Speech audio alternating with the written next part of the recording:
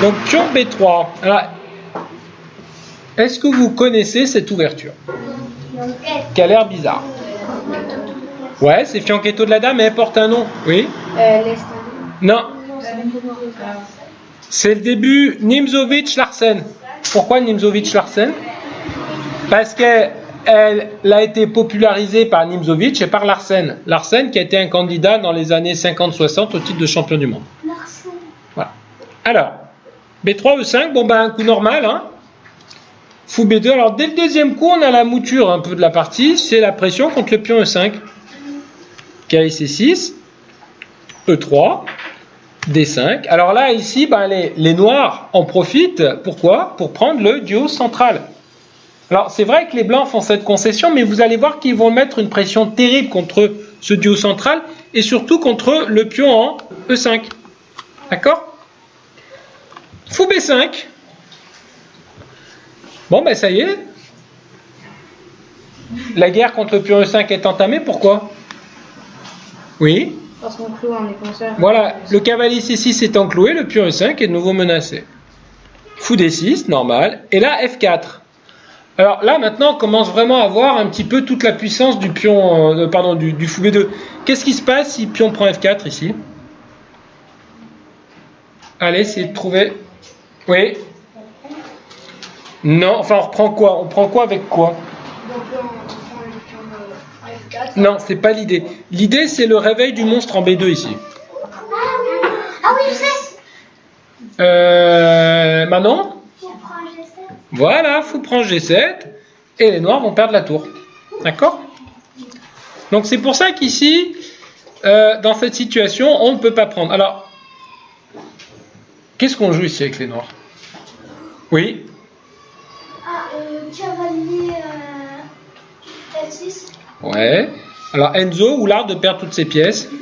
Parce que maintenant, après pion prend E5, ici, il y a une fourchette. Merci Enzo. Voilà. Non, ici, il faut défendre E7. Alors comment on peut défendre? Oui? F6. Pion F6, c'est ce qui s'est joué dans la partie. Mais c'est pas le coup principal ici, pion F6. Oui? Dame F6, c'est un... Non. Oui? Ou D7. Fou D7, non, tu parles pion, parce que sur fou D7, je suis pas complètement stupide, je vais pas prendre 5, je vais d'abord prendre le cavalier en C6, puis après je vais prendre en E5. Alors je sais pas, est-ce que je prends... Non, je prends avec le fou, avec le pion. Ouais, peut-être avec le pion. Alors faut voir ce qui se passe toujours sur Dame H4 échec, hein. C'est toujours très tendu. G3. Mais ouais, G3, mais attention, il y a Dame E4.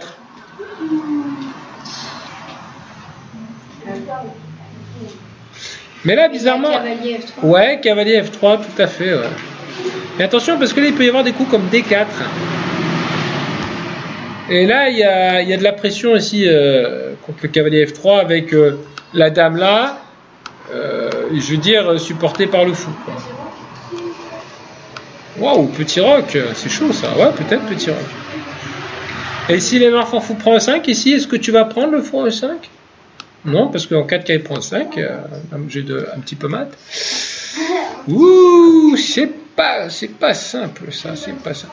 Mais bon, peut-être pion prend des 4 ici à ce moment-là. Et là, c'est très problématique pour les noirs. Pourquoi? Pourquoi c'est problématique pour les noirs? Je sais. Oui? Parce que si le fou bouge, après il y a tour 1. Exact, hein, si le fou s'en va, ici, il y a tour 1 qui gagne la dame. Donc voilà, donc c'est chaud patate. C'est quand même assez compliqué. Alors là, ici, comment est-ce qu'on fait? Alors, on amène la dame en E7. On peut jouer ce coup. Dame E7 simplement pour protéger le pion E5, une nouvelle fois. Et là, la partie peut continuer par exemple par F3, cavalier F3. Et là, on fait fou G4. Et même ici, à la place de dame E7, il y a pas mal de joueurs qui jouent dame H4 échec. Avec l'idée de provoquer le coup G3 qui est un affaiblissement pour après revenir en E7. Voilà, c'est une variante, c'est une grande variante. Hein. Maintenant, on fait cavalier F3, et puis fou G4, H3, je crois que c'est ça, oui, fou prend F3, dame prend F3, bon, c'est une variante assez compliquée. Alors, F6 aussi, ça existe. Mais je connais pas trop ce coup. Je sais que c'est pas le meilleur coup. Alors, on va regarder un petit peu ce que nous propose Chessbase. Ouverture, attendez.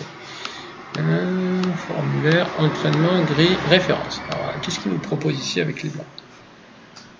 Alors, quel est l'inconvénient du coup pion F6? En quoi c'est un coup qui peut être embêtant pour les noirs? De toutes les manières de défendre 5, pourquoi c'est un coup qui peut être embêtant? Oui? Parce que c'est un affaiblissement des cases blanches. Oui, tout à fait, ça affaiblit les cases blanches, des cases blanches qui mènent au roi. Et quel est l'autre inconvénient aussi du coup F6 toujours dans ce type de position?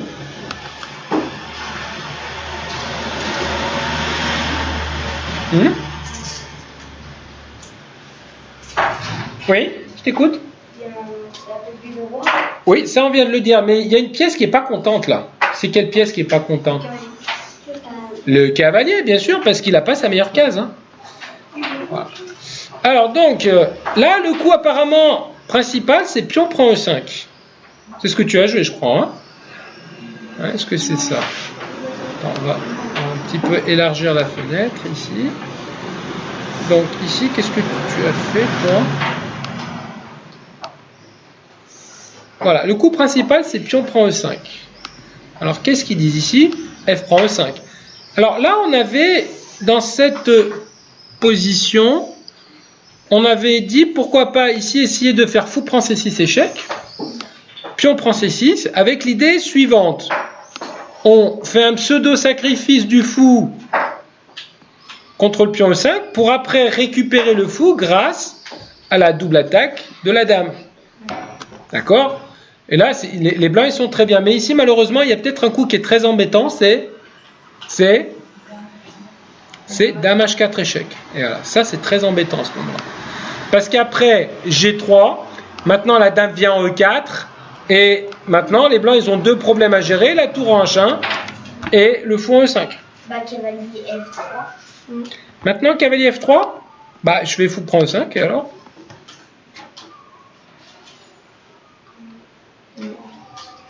Les blancs, les noirs ont une pièce de plus, hein.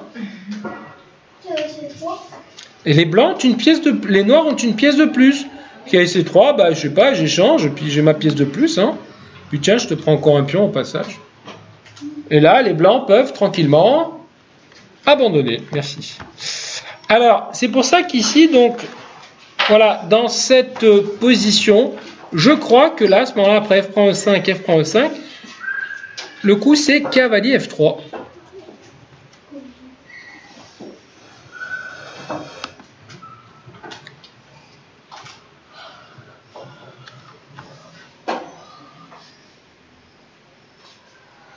Alors ici, il y en a beaucoup qui proposent dame E7.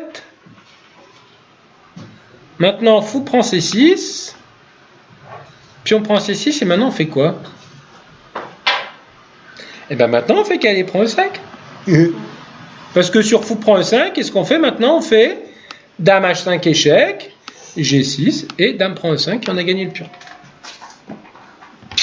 Alors, est-ce qu'ici, à la place de dame E7, on peut jouer autre chose pour défendre le pion?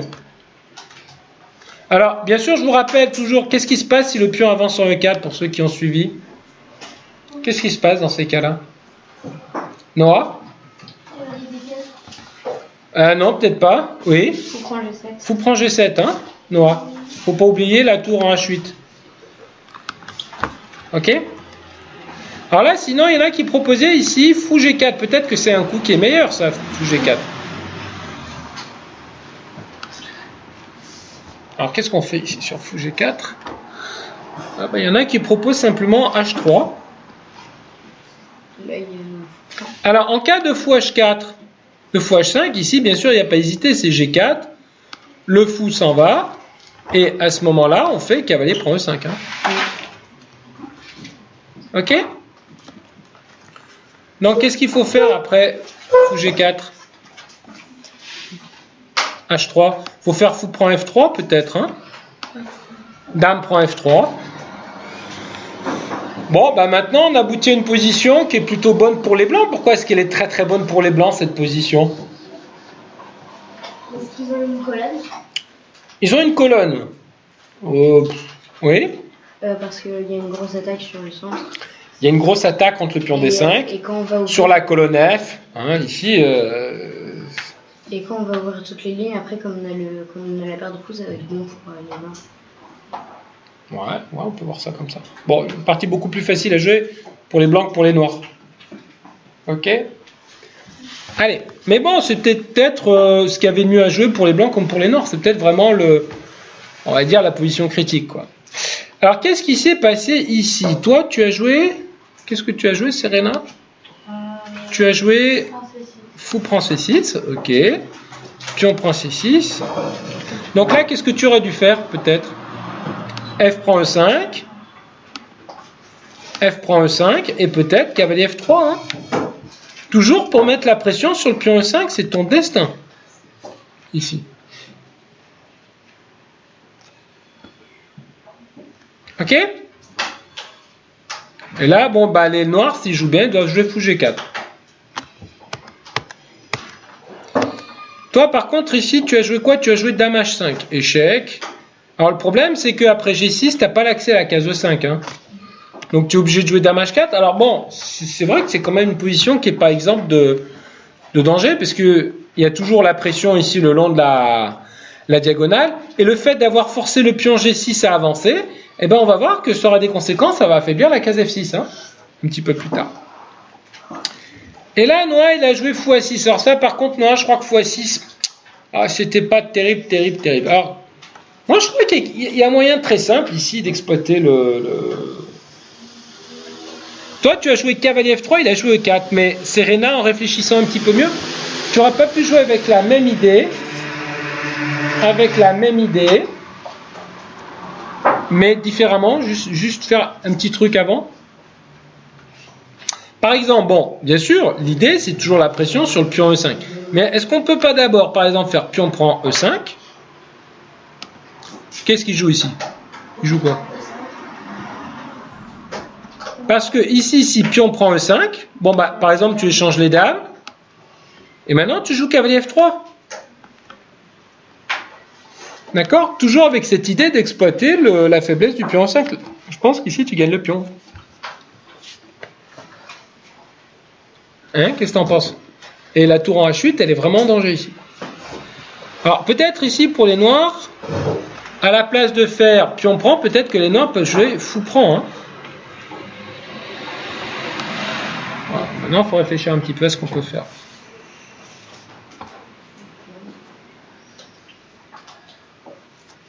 Bon, bien sûr, maintenant, si fou prend E5, pion prend E5, dame prend D8, tour prend D8, cavalier F3, bah là, les noirs s'en sortent, ils peuvent pousser le pion en E4, là.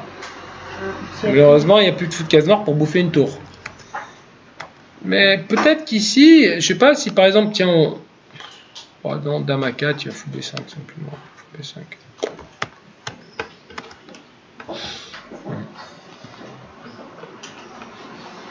Alors peut-être ici jouer cavalier C3. Voilà, cavalier C3 tout simplement.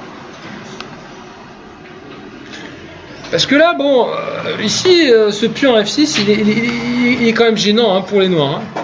Il est gênant. Et qu'est-ce qu'ils vont faire les noirs ici? Comment ils vont se développer? Le cavalier il peut pas venir en H6. Donc je sais pas, cavalier E7. Ouais, par exemple, cavalier E7. Bon bah maintenant les blancs ils font cavalier F3 ici. Ah non, cavalier E7 ça marche pas là. Petite seconde, peut-être que je peux faire D4. Le fou il s'en va, je sais pas en D6. Et maintenant après dame prend F6, on a gagné un pion. Hein. Et il y a la tour. Bon, la tour peut facilement se défendre, bon, peut-être tour F8. Bon, on fait en H5, bah, je sais pas, c'est quand même embêtant. C'est un pion hein, déjà. Hein. C'est un pion. Ah, il y a peut-être du cavalier F5 ici.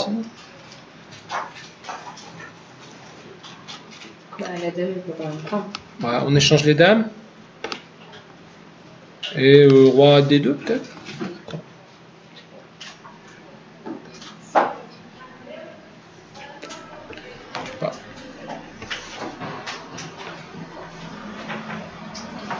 Alors, c'est rigolo ici, parce qu'il peut y avoir des petites points tactiques. Par exemple, cavalier prend E3, roi prend E3 et fou F4. Regardez un peu ça. Regardez un petit peu les deux fous, là, comme ici, ils aillent bien la position. Et par exemple, sur roi F2, bon, les noirs peuvent récupérer leurs pièces avec avantage en faisant fou C1 échec à la découverte. Hein. Mais là, bon, peut-être qu'ici, avec les blancs, il faut jouer un petit coup malin, un petit coup comme ça, tour 1, au clou.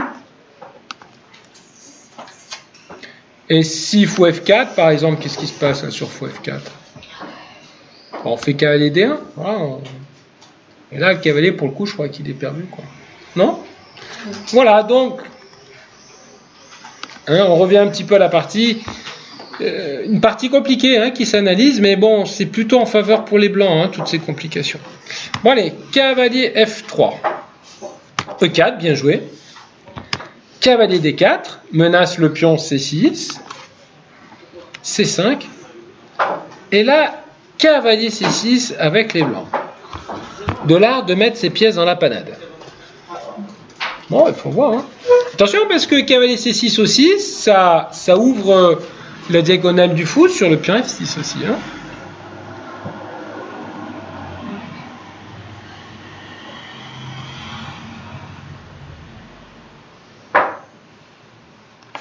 Ok, là il y a eu dame D7.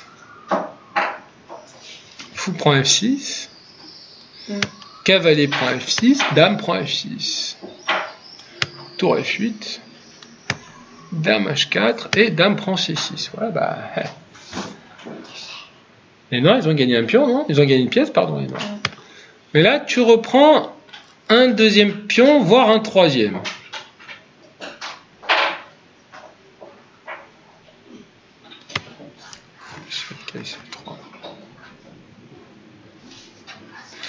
Bon, alors, une petite question simple. Pourquoi pas ici simplement grand roc?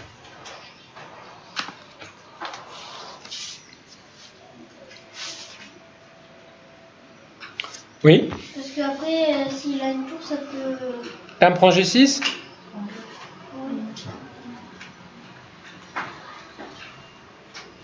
Bon, et puis un petit coup, voilà, prophylactique, histoire de dire, bon, il n'y aura plus d'échecs ici. Et maintenant, on laisse les blancs dans leur jus. Les blancs, il faut qu'ils roquent quelque part. Ou alors, est-ce qu'ils vont laisser le roi au centre? Enfin, il faut qu'ils développent ou qu'ils roquent. Donc, je crois que le coup, c'est cavalier C3 ici, non? Qu'est-ce que vous en pensez? Ouais. Hein, ça a l'air normal, ça, cavalier C3. Bon, maintenant, on va commencer un petit peu à taquiner la dame. Hein. Là, où est-ce qu'elle va, la dame? En H5. En H5 ou en F7 ou en E6 peut-être pour se venger sur le pion D5, non? Hein? En F6? Bah, si tu viens en F6, je fais tour prend F2, hein? Tour prend G2 là. Dame prend J'adoube. Ok, alors tour F8, intermédiaire, je fais dame F6, je fais d'abord tour D8.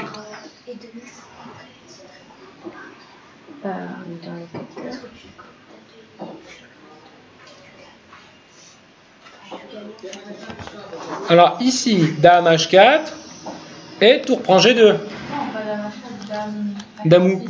Dame H6, ok. Bon, bah tour prend G2. Non, j'ai vérifié quand même. Une deuxième fois. Bon, faut faire grand rock ici, hein. Bon, grand rock, un peu chaud patate, hein, ce grand rock, hein. Tiens, d'ailleurs, il donne presque envie d'être attaqué, hein. Hein? Qu'est-ce que vous en pensez?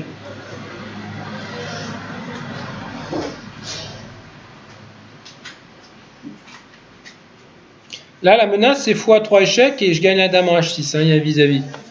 Donc, qu'est-ce qu'ils font les blancs? Ils décalent le roi, là, pour pas... Voilà. Puis non, puis on prend, ça y est, on commence un peu à... C'est chaud.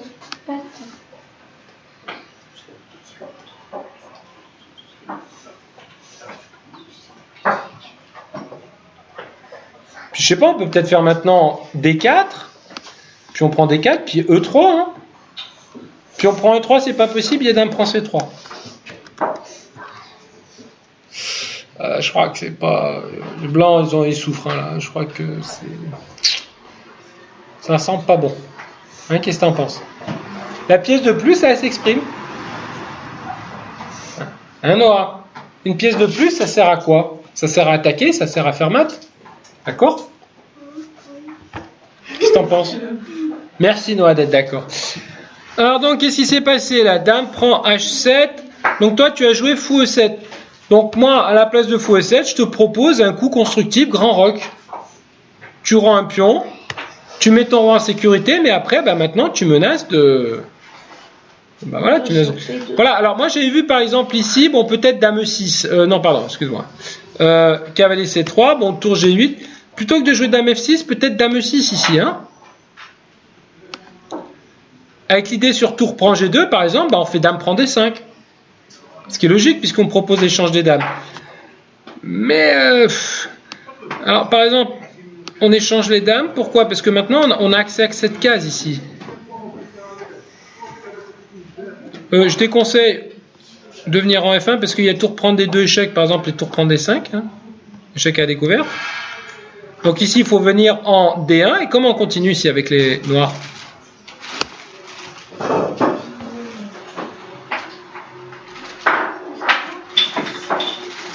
Bah, peut-être qu'on fait tour G8, puis on va mettre une deuxième tour en 7e. Et là, moi, je pense que la pièce de plus pour les noirs, elle est plus forte que les pions. Hein. Hervé, fou prend F4. Qui prend? Ah oui. Avant, oui. Non, roi D1. Après. Il y a pas Fou prend F4, cavalier prend F4. Ah. Bien sûr, faut voir. Fou prend F4, cavalier prend F4, et celle-là, ouais. Ah oui, oui. Ça tue, ça. Voilà. Tour prend C2. Enfin, ça tue, faut voir. Hein. Voilà. Un petit coup de tour échec ici, non? Voilà.